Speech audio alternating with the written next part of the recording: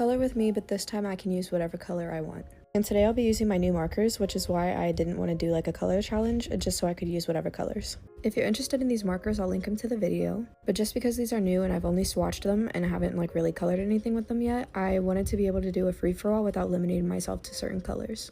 Today I'll be coloring in the Girl Moments Cute and Comfy Coloring Book by Coco, and this is the page that I'll be coloring today.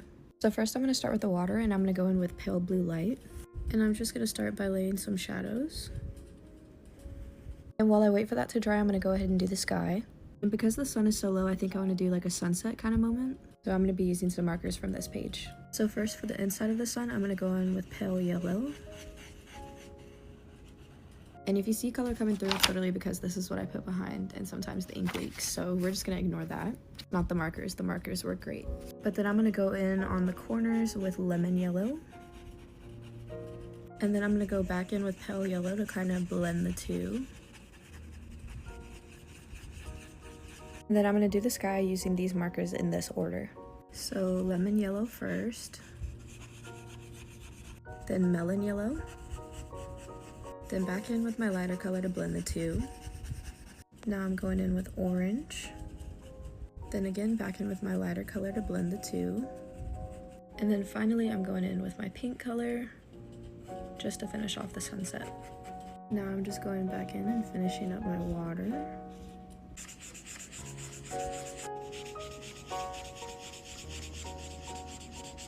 Now I'm going to go in with the shade grass green. Now I'm going in with vivid green to go ahead and add some shadows. Now I'm going in with the shade potato brown for the tree. And then for the treetop, I'm going in with the shade forest green. I accidentally colored part of this cloud, so we're just going to ignore that. Now I'm going to go in with vivid green and kind of just add some texture to the tree. Now for her hair, I'm going to go in with the shade raw umber. And then I'm going in with potato brown for the little mountains in the back as well. And then I'm going to go in with the shade dark yellow for this little like field area. I'm going to do the boat potato brown as well. And then the sails dark yellow as well, but I'm going to kind of build up the color a bit. And then I'm going in with olive pale for her skin. And then I'm going to go over it with salmon pink just to kind of like tone it down a bit and not make it so yellow. You see the difference between that and that? So again, for her face, just kind of add some color back in. And then her hand over here as well. I'm going to go in with pale lilac for her shirt. And then for her pants, I'm going to go in with the shade violet. And then for her hat, I'm going to stay with the same colors, but I'm going to do this bottom part violet. And then the top piece is going to be pale lilac.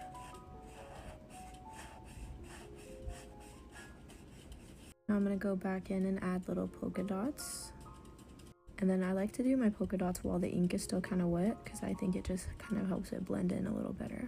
Now for the collars, I'm going to go in with the shade Vivid Purple. And I'm going to color the cat salmon pink. And then the dog, I'm going to give brown spots using the color Potato Brown. And I'm kind of using it to cover up my little mistakes that I made down here where the green seeped onto the white. And I'm going to try to make them like abstract, just like a dog's would be, since they're not perfect circles. For her bag, I'm going to go in with lime green. And then I'm going to darken this paw print a bit. And then for her little scrunchie, I'm going to go in with violet, which is the same as her pants. And these little flowers at the bottom, I want to be like a pinkish purple, so I'm going to go in with 86, which is a vivid reddish purple. For the insides, I'm going to go in with pale yellow. And I'm going to go in with lime green and forest green for the leaves. Now I'm just going back in and adding some final shadows. And now I'm going to go in and add some highlights. And here it is, all done.